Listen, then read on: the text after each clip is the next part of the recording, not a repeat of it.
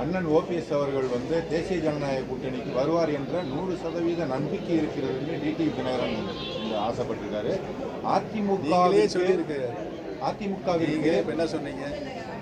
திரு TTV Dinakaran அவர்கள் ஆசைப்பட்டிருக்கிறார் என்று சொன்னீர்கள். அது அவருடைய ஆசை சார். அந்த கூட்டத்தில் இதன் மூலம் அவருக்கு அழைப்பு விடுக்கிறார் அப்படின்னு சொல்லியிருக்காரு. தேனியில் நடந்த கூட்டத்தின் மூலமாக அவருக்கு அழைப்பு நட்பின் அடையாளமாக அவர் அந்த அழைப்பை விட்டிருக்கிறார். தேசிய ஜனநாயக கூட்டத்தில் வேறு யாரும் அதிமுகவிற்கு வேறு யாரும் அழைப்பு ஓ பன்னீர்செல்வம் அவர்களை இந்த அளவுக்கு உயர்த்தி கொண்டு போய் சேர்த்த அதிமுகவிற்கு அவர் நன்றிக்கடன் செய்ய வேண்டும் என்றால் இது ஒரு நல்ல வாய்ப்பு. தேசிய ஜனநாயக கூட்டணியில் இணைவதுதான் நல்ல வாய்ப்புன்னு அவர் சொல்லியிருக்காரு. நான் ஒரு கருத்தை சொல்றேன். இன்றைக்கு திரு டிடிவி தினகரன் அவர்கள் என்னுடைய அருமை அண்ணன் திரு எடப்பாடி பழனிசாமி அவர்கள் ஜனநாயக கூட்டணியில் வெற்றி பெற வேண்டும், அனைத்து இந்திய அன்னார மக்களுக்கு ஆட்சி பொறுப்பு இருக்க வேண்டும் என்று சொல்லியிருக்கிறார். அதைத்தான் நான் சொல்கிறேன்.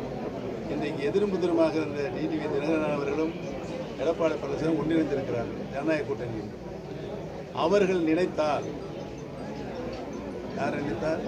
திரு டிடிவி தினகரன் அவர்கள் நினைத்தால் இன்றைக்கு எடப்பாடி பழனிசாமி கையில் யார் கையில் இருக்கு? அவர் கையில் இருக்கு. நாங்கள் இணைய வேண்டும் சொல்லியிருக்கிறோம். அதிலிருந்து மாறுபட மாட்டார். யார் இணைய வேண்டும் என்ற கோரிக்கையை மாறுபட மாட்டார். அவரும் அந்த கருத்தை அங்கே வலியுறுத்த வேண்டும். நானே இணையும் தானே சொல்கிறேன். அவரும் இணையும் சொன்னால் இணைஞ்சிடலாம்ல. அந்த வேலையை செய்தால் ஆட்டோமேட்டிக்காக அனைத்து இந்திய அன்னார முன்னேற்றங்களை மாபெரும் வெற்றி அடையும். தேசிய ஜனநாயக கூட்டணியிலிருந்து இதுவரைக்கும் யார் உங்கள்கிட்ட வந்து சேர்றதுக்கு முயற்சி பண்ணியிருக்காங்க? அதெல்லாம் ரகசியம், பரம ரகசியம். சார், நீங்கள் எந்த முடிவும் சார் இதுவரைக்கும் எந்த முடிவும் எடுக்க மாட்டீங்கன்னு சொல்லிட்டு உங்களோட ஆதரவாளர்கள் தான் நிறைய வந்து திமுகவுக்கு எல்லாமே போயிருக்காங்க சார்.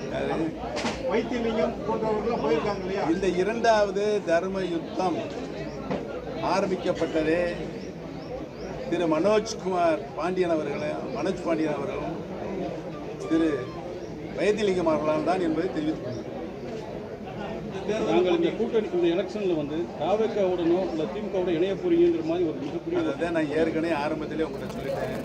தேசியங்களும் வதந்திகளும் செய்தித்துறையிலிருந்தும் தொலைக்காட்சி துறையிலிருந்து பரப்பி கொண்டிருக்கிறீர்கள். அதை நிறுத்த வேண்டும் என்று சொல்லியிருக்கேன். பணிவான வேண்டும் பார்த்துக்கிட்டேன். நீங்கள் இப்போ பார்த்தா உங்களுக்கு பாவமாக தெரியலையா? இந்த மாதிரி போய் செய்திகளை வெளியிட்டு கொண்டே இருக்கீங்களே. இப்போ அண்ணன் எந்திரிச்சு ஏதோ ஒரு கொஞ்சம் சத்தம் போட்டு பேசினார். பொறுமையாக இருங்கப்பா. அதை வந்து இங்கே குழப்பம் ஏற்பண்ணு ஒரு பத்திரிக்கை ஒரு தொலைக்காட்சியை போடுங்க. எந்த விதத்தில் நியாயம் இருக்கு சொல்லுங்க. அதிமுகவோட கூட்டத்தை அமர்த்துறாரு. யாரையும் சண்டை உள்ள எல்லாம் சமாதானமாக ஒருங்கிணைந்து அண்ணன் பேர் தான் நாங்கள் கருத்து பரிமாறிக்கிறோம். கூட சொன்னேன், மனதின் குரலாக நீங்கள் எழுதி கொடுங்கன்னு. நாங்கள் எழுதி கொடுக்க மாட்டோம்.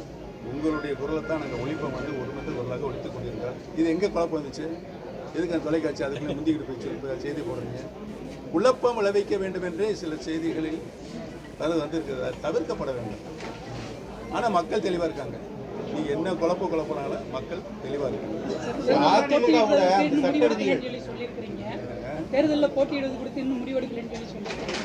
இல்லை, தேர்தலில் போட்டியிடுவதற்காக இந்த இயக்கம் தொடங்கவில்லை. நீங்கள் எல்லாம் புரிஞ்சுக்கிறோம்.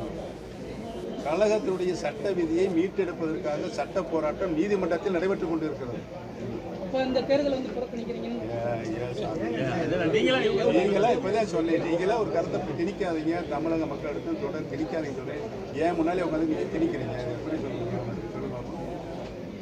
எந்த சின்ன பேசுங்கல்ல. முன்னாடி வந்து டிடிவி என்ன செஞ்சாருன்னா அதிமுகவில் ஸ்லீப்பர் செல் இருக்குன்னு சொன்னாரு. ஆனா இப்ப அவர்கிட்ட கேட்கும்போது ஸ்லீப்பர் செல் எல்லாம் லைவ் செல் ஆயிடுச்சு. நாங்க அண்ணன் தம்பிய சண்டை போட்டாலும் திமுகவை எதிர்க்கிறது ஒன்று சேர்றோம் அப்படின்னு இருக்காரு. ஒன்று சேர்ந்து இருக்காருல்ல. நான் ரெடி. திரு டிவி தினகரன் அவர்களும் அவருடைய அருமை அண்ணன் திரு எடப்பாடி பழனிசாமி ரெடியா கேட்டு சொல்லுங்க.